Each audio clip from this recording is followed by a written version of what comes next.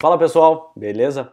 Nesse vídeo aqui a gente vai bater mais um papo sobre TypeORM e agora nós vamos trabalhar na camada de entidades, a nossa model. Vamos ver um pouquinho de como funcionam os decorators dentro dessa camada. Vocês vão ver que é bem simples, não tem mistério nenhum. Nós não vamos gerar nada executável aqui nessa ainda, porque isso vai ficar para o próximo vídeo, onde nós vamos aplicar o TypeORM no nosso repository. Tá bem? Então, bora lá? Vem comigo!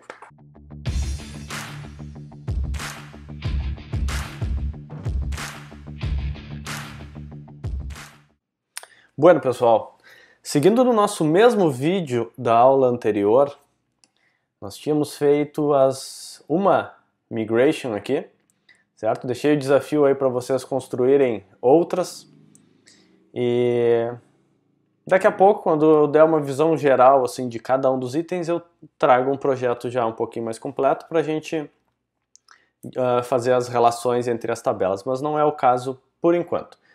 Nosso objetivo é conhecer primeiro a essência do framework, da tecnologia. Aqui nós tínhamos então a nossa migration e agora a nossa proposta é trabalhar neste diretório aqui, diretório de models. Nós já vimos na nossa aula anterior que o objetivo da model é que ela represente a nossa tabela do banco. Nossa tabela do banco já está aqui. Então eu vou fazer assim, ó. Eu vou dividir essa tela aqui e vou criar um arquivo aqui que vai ser nós criamos o class, né? Foi o nome da nossa migração. Então o nome do meu arquivo aqui vai ser o class.ts ou classModel.ts. Como é a entidade mais baixo nível aqui na nossa hierarquia, eu normalmente chamo pelo próprio nome sem nenhum prefixo e nem sufixo. Class.ts. Eu vou fazer assim, ó, em vez de criar aqui, poderia criar aqui, como já estou criando, vou mostrar para vocês também que eu citei na outra aula que nós poderíamos fazer esta criação através do terminal. E aí, vocês poderiam fazer assim, ó. Vou fazer um npx type orm. Vou dizer que quero criar uma entidade, certo? Qual é a entidade? Eu vou sinalizar depois dos dois pontos, a ação de criação. Depois eu vou sinalizar com o "-n" de new, o nome da entidade que eu quero criar, que vai ser a class. Eu já deixei configurado lá no meu rmconfig o diretório. Se eu não tivesse o diretório configurado, e talvez possa ser o caso de vocês em algum momento, eu poderia passar assim, -d src barra models barra alguma coisa. Tá? Mas não é o caso, eu já tenho isso configurado, então só vou lançar o create -n class. Quando executou, ele já criou um class.ts para mim dentro da model. Ele não está também me facilitando infinitamente a vida. Ele criou só isso aqui, tá? Então, cara, beleza, não sei qual é o utilitário, não quero fazer por linha de comando, beleza. É só criar o arquivo class.ts aqui e codar. Ele tentou me ajudar já deixando a importação do TypeORM, o entity já sendo puxado dele e uma classe já criada, tá? Basicamente isso. O lint já está me dizendo, cara, prefira opte por export default. Já tivemos esse caso lá na nossa migração, então já vou deixar certinho aqui para que não nos incomode. Aí aqui já entra um ponto da tecnologia. Eu já tinha citado que isso aqui é altamente inspirado lá no no Spring, no Java, Spring trabalha muito com anotações, que é como nós chamamos isso aqui no Java. Aqui é mais comumente chamada por decorators, e até mostrei que lá no nosso tsconfig nós habilitamos o decorator para poder utilizar, e ele só é utilizado aqui com TypeScript, tá? Então, as anotações ou decorators, elas vão representar para nós o que cada uma dessas linhas representam no nosso banco de dados. Então a primeira coisa aqui, ele já iniciou com um @entity, sinalizando que class é uma entidade do meu banco de dados. E aí eu tenho aqui alguns detalhes que a gente até pode verificar depois, mas se eu não colocar nada aqui, dentro deste parêntese, ele vai criar no meu banco de dados uma tabela chamada class. Então eu estou dizendo que aqui eu posso colocar o nome da tabela. Faz sentido quando eu quero mapear numa tabela diferente. Então o nome da tabela não é igual ao da classe. A classe é class, mas a tabela do banco é classes. Bom, aí eu vou colocar aqui. Se não, é redundante eu utilizar algo desse tipo aqui, tá? Mas, se vocês quiserem, não tem problema nenhum. Eu vou deixar, acho que vou deixar com só para vocês terem bem claro em mente neste primeiro momento, mas saibam que não é obrigatório. Está redundante desta forma. Bueno, está definido já que esta classe representa esta tabela, é o que nós estamos indicando aqui, e agora eu passo a representar as colunas. E aí eu tenho aqui algo do tipo, que campo é esse? Eu tenho um campo ID.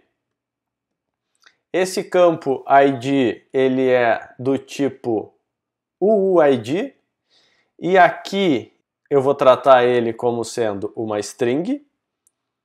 E aí eu tenho tratamentos do tipo, posso dizer depois que pode ser um string ou um undefined, mas por hora vou deixar só um string. Vou dizer que ele é um string, e aí eu tenho que definir aqui o tipo deste cara. Mas antes disso, eu já vou deixar outros campos aqui, porque os outros talvez façam mais sentido. Eu tenho um ID, eu tenho um name, que é um varchar, então varchar para mim, de novo, é uma string. Além do name, eu tenho uma duration, então vou dizer assim, duration, qual é o tipo? Ali eu usei um integer, então eu vou usar aqui um number. Além da duration, eu tenho o created@, que é do tipo date, e eu tenho também o updated, que também é do tipo date. Tá? Então aqui eu tenho basicamente definido todos os campos da minha tabela aqui, agora mapeados como atributos da minha model. E agora eu preciso sinalizar o que cada um desses aqui representam. E aí eu posso iniciar, eu vou iniciar pelo name, e eu vou dizer assim, ó, o name, ele é uma coluna. Observem que quando eu der o Enter aqui, ele já vai fazer a importação automática lá no TypeORM lá em cima. Ó, ele já adicionou aqui, ele já puxou. Então ele está dizendo assim, ó, o name é uma coluna do meu banco e eu posso aqui, e devo, muitas das vezes, detalhar o que eu tenho aqui. Ó. Se eu der o Ctrl espaço, eu já tenho uma série de pontos que eu posso definir a respeito deste carinha. Poderia ter algo do tipo length. Qual é o tamanho do nome? Se eu quiser limitar aqui na minha aplicação, e poderia estar coerente lá com o meu banco, eu acho que eu deixei 100 no script. Então, poderia dizer assim, o nome tem o length igual a 100. Poderia definir aqui também, é único, não é único?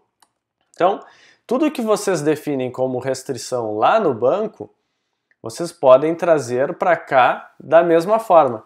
Aqui nós não tínhamos nada de restrição. Então aqui, se eu quiser definir, eu posso dizer assim, unique, true. Então é único, sim. Tá? Então são alguns exemplos. Tá? Vou salvar aqui, que ele já vai indentar aqui, já vai corrigir esse errinho. A anotação aqui, ou decorator, ele está sinalizando que isso aqui representa uma coluna do meu banco de dados, de fato. Poderia ter atributos aqui que não representam nada, e aí eu não colocaria nenhuma decoração nele. No nosso caso aqui, todos eles representam alguma coisa no banco, então eu vou usar decorator em todos eles. Este cara aqui é a duração, e eu vou fazer a mesma coisa. Observem que vai ser sempre assim, tá? Vai ser um @column. Se eu quiser colocar alguma coisa aqui, eu vou colocar. Se eu não quiser definir nada, cara, vou deixar só um @column aqui. Eu não vou especificar... Opa, botei em cima do mesmo. Eu não vou especificar nada para a duração. Se eu não quiser especificar nada, eu vou deixar só assim.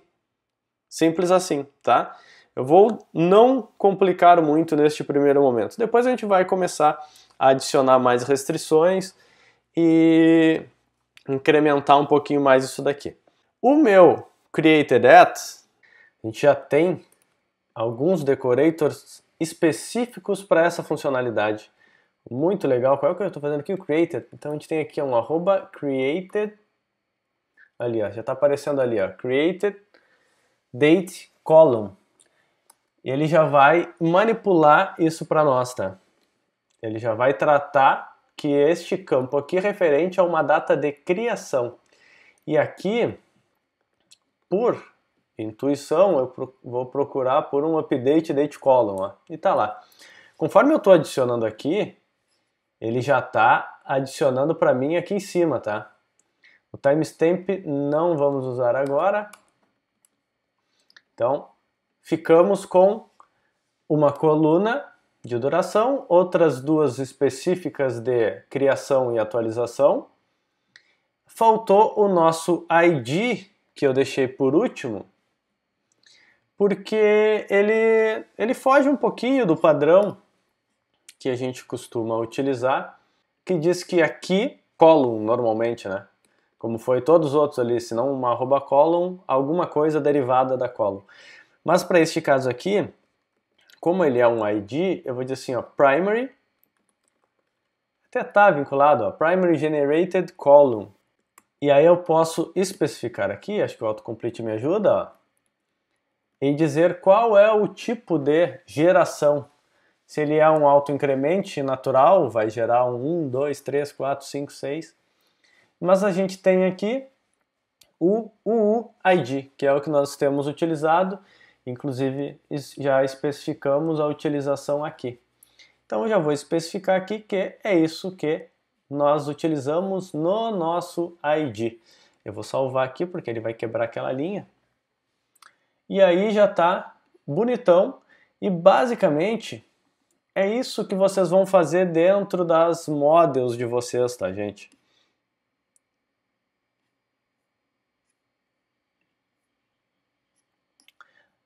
O que nós podemos fazer aqui é dar uma espiada na documentação para identificar alguns outros pontos. Ó.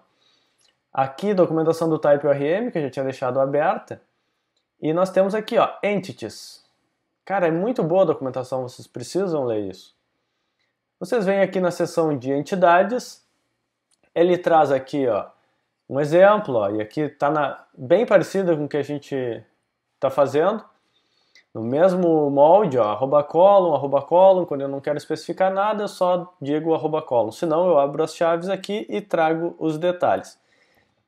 Ele nos mostra aqui, ó, isso aqui vai gerar isso daqui. De novo, nós não estamos usando a flag synchronize, que é aquela que eu crio a model e a model já gera o banco. Se eu estivesse usando ela ativa, eu não precisaria de nada disso, tá? A gente viu que isso é só uma questão de boa prática, de segurança, e de qualidade que nós podemos ter dentro da nossa aplicação. Por isso, nós estamos codando uma migração em vez de utilizar a partir disso aqui. Se eu não tivesse isso, ele ia criar uma tabela class gerando o ID. Aqui, isso aqui seria utilizado para especificar as restrições da minha tabela e assim por diante. Tá? Ele nos mostra aqui algumas questões de criação de conexão, que isso nós já fizemos no próprio arquivo do ORM-config lá. Tá? Então, só uma passada rápida aqui para ver se tem algumas coisas que nós queremos revisar. Bueno, nos mostra alguns exemplos. Isso aqui já vai envolver o nosso próximo passo, que está envolvendo os repositórios para fazer essas chamadas. Nós não queremos fazer isso dessa forma, mas ele já mostra de uma forma simplificada como é que eu busco uma informação dentro do meu banco de dados, muito fácil, com uma linha só. A gente vai ver isso na sequência, tá? Eu acho que fica aí só o despertar de curiosidades, tá? Depois aqui ele mostra mais umas questões, ó, já trazendo algumas especificações mais detalhadas da coluna. Isso aqui vai ser um enum, valores default, coisas desse tipo. Bueno? Acho que é isso. Nos mostra aqui possibilidade de, acho que cabe a nível de curiosidade, de trabalhar com herança. Então, posso especificar que uma entidade pode ser herdada e eu posso sim. Bueno, então essa daí é a documentação do TypeORM na área de entidades. Depois a gente tem aqui relacionamentos que a gente vai explorar e mais outras questões bem interessantes. Tá bom, pessoal? Ficamos por aqui neste vídeo e na sequência a gente vai para os repositórios que vão ser bem legais. Então, até o próximo.